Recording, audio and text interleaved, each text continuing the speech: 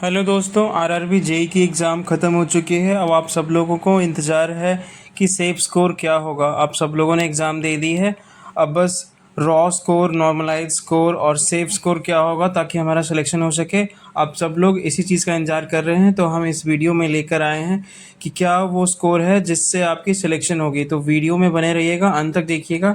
हमने पूरी एनालिसिस करके एक सेफ स्कोर तय की है, एस्टिमेट की है, जिसमें वो 99% चांसेस है कि स्कोर वहीं पर टिकेगी और आपका, अगर आपका भी वही स्कोर है तो आपका सिलेक्शन पक्का है। तो वीडियो में अंत तक बने रहिएगा। तो आप देख रहे हैं इस बार ग्राफ में हमने रिस्पॉन्सेज मंगाए थे। आप लोगों ने ही मुझे भेजे थे रिस्पॉन्सेज। आपका एग्ज़ाम कैसा हुआ है, कितने अटेम्प्ट किए हैं आपने। तो ये जो ग्राफ है उसके आधार पे ये हमने पता। तो दोस्तों, मैंने भी एग्ज़ाम दिया था 2018 में। जो एडवर्टाइजमेंट आई थी तो हमने भी प्रेडिक्शंस और फोरकास्ट की थी और एनालिसिस देखी थी, और उसमें से सेफ स्कोर जो लोग बताते थे उसमें से हमने भी मैच करने की कोशिश की थी, और वो कहीं ना कहीं बहुत लोगों का मैच किया था। तो आप में से बहुत लोगों ने जो क्वेश्चंस अटेम्प्ट किए हैं वो 100 से ज़्यादा अटेम्प्ट किए हैं, और उनमें से जो मैं देख पा रहा हूँ 130 क्वेश्चंस को अटेम्प्ट किए हैं out of 150।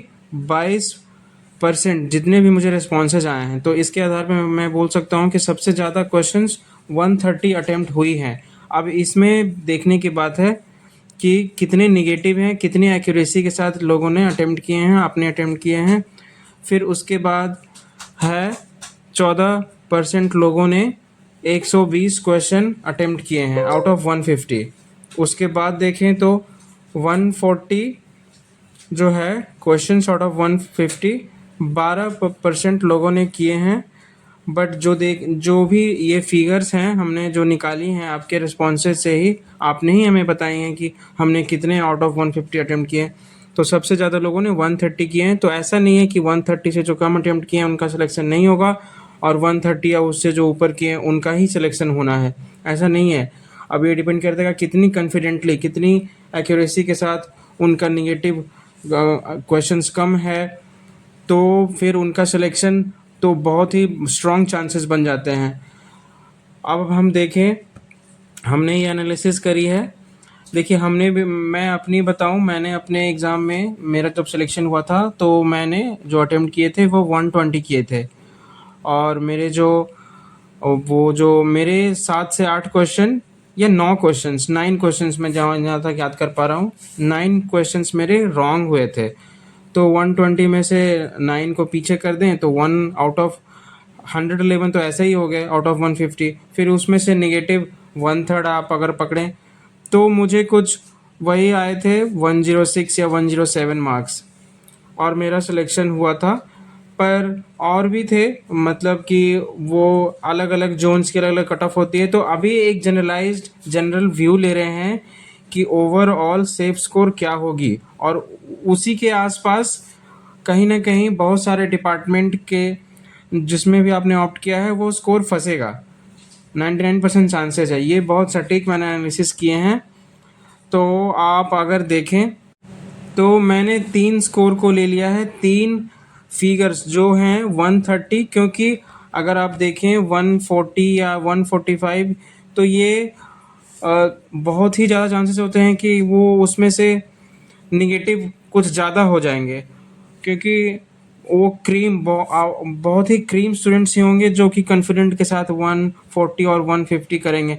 But most of the people जो जो फंसते हैं वो 120, 125 या 130 अटेम्प्ट करके आते हैं, और 120 और 115 वाले बंदे का भी सिलेक्शन बहुत स्ट्रॉन्ग चांसेस है अगर वो एक्यूरेसी। तो मैं बात कर रहा था कि एक्यूरेसी 120 और 125 वालों की ज़्यादा होती है। ऐसा नहीं है कि मैं नहीं बोल रहा हूँ कि 130 जो करके आए हैं उनकी एक्यूरेसी थोड़ी कम है। उनमें से भी कुछ हैं बंदे जो 130 में 1-2 ही अटेम्प्ट हुए हैं, बट वो बहुत कम होते हैं। तो मैं मोस्टली 115, 120 और 125 वाले कैंडिडेट्स की सिलेक्शन होने की ज़्यादा चांसेस आते हैं, और ह्यूज नंबर ऑफ कैंडिडेट्स जो मासेज होते हैं वो वहीं से आते हैं। तो इसीलिए मैंने ये 3 फिगर्स निकाली हैं जिसमें कि मैक्सिमम चांसेस है होने की, और यहीं से बंदे मेनली इनका सिलेक्शन होता है मेजोरिटी। तो ये कितने परसेंट थे? 22% लोगों ने 130 किए थे, 10% लोगों ने 125 किए थे और 14% ने 120 हिट किए थे। अब इसमें से भी मैंने दो अलग कर लिए हैं, क्योंकि इन तीनों में भी देखें तो 130 वालों में ज़्यादा का मतलब 130 वालों में 80% लोगों का निगेटिव होने का। अगर हम निगेटिव कौन करेंगे 125, 120 और 130 में, तो निगेटिव आप समझ लीजिए कि मैं एक जनरल व्यू दे रहा हूँ कि 130 वाले की ज़्यादा होगी निगेटिव, और वहीं कॉम्परेटिवली 120 और 125 वालों की कम होगी। तो 120 और 125 को मैंने अलग कर लिया। क्यों? क्योंकि ज़्यादा, तीन को तो पहले अलग किया था, इन तीनों में से भी मैंने इसको छांटा है।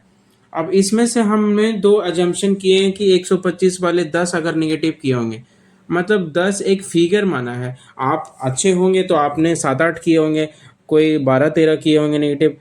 तो इसमें से भी मैंने ये एक फिगर लिया है ताकि एक बाउंड्री सेट हो।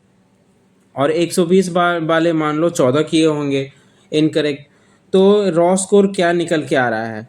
तो 125 अगर आप किए हैं, अगर 10 इनकरेक्ट है तो 112 स्कोर आ रही है। 120 आपने किया है और उसमें से 10 इनकरेक्ट हो, 14 इनकरेक्ट हो गई हैं, तो आपकी रॉ स्कोर फंस रही है। ये 1/3 निगेटिव के आधार पे है। अब हमने इन दोनों को एवरेज आउट कर लिया, तब फिर हमारे पास क्या फंस रहा है? तो देखिए, हमने सेफेस्ट रॉ स्कोर निकाल लिया है, जिसमें जिसके आसपास एक दो नंबर +-1 टॉलरेंस में रखते हैं अपर लिमिट लोअर लिमिट, तो आपका सिलेक्शन पक्का है। अगर आप किसी भी जोन से आते हैं तो आप दिल थाम के बैठिए और आपका सिलेक्शन पक्का है। And all the very best and heartiest congratulations to all the candidates who are going to be selected. और मैं कुछ और भी टेंटेटिव स्कोर या मोस्ट एक्यूरेट स्कोर के साथ आऊँगा जैसे ही आंसर की आ ही गई है, आने वाली है, और फिर आप ऑब्जेक्शन भी लगाओगे तो जैसे जैसे मुझे और रिस्पॉन्सेज मिलेंगे। अभी जो मैंने स्कोर बताई है उसके आसपास ही फंस रहा है, +1 -1, उससे ज़्यादा नहीं, क्योंकि मुझे आइडिया है, मैं ऑलरेडी इन सब फेज से गुजर चुका हूँ और मुझे पता है कि किस डिपार्टमेंट, बहुत सारे डिपार्टमेंट ऑप्ट करते हैं आप एक जोन में, किस जोन में किए हो।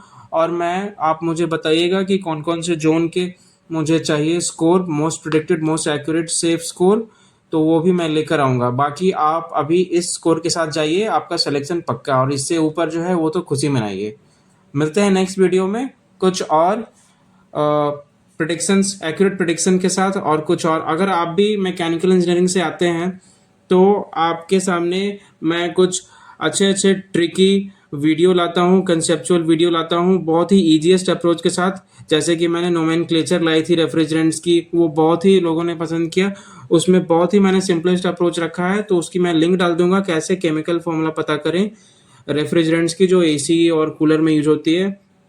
उसके बाद मैंने कोएफिशिएंट ऑफ परफॉर्मेंस निकालने को बताया, कैसे हीट पंप की सीओपी ज़्यादा होती है रेफ्रिजरेटर से, वो कैसे पता करेंगे वो हमने बताया। फिर हमने कैंटिलीवर की या अलग अलग बीम्स की शियर फोर्स डायग्राम और बेंडिंग मोमेंट डायग्राम, उसके लिए मैंने स्टार्ट किया है, तो वो मैं सब लिंक डाल दूंगा। मैकेनिकल इंजीनियरिंग की ईजी कंसेप्ट को कैसे हम ग्रास्प करें, तो ये सब मैं लिंक डाल दूंगा।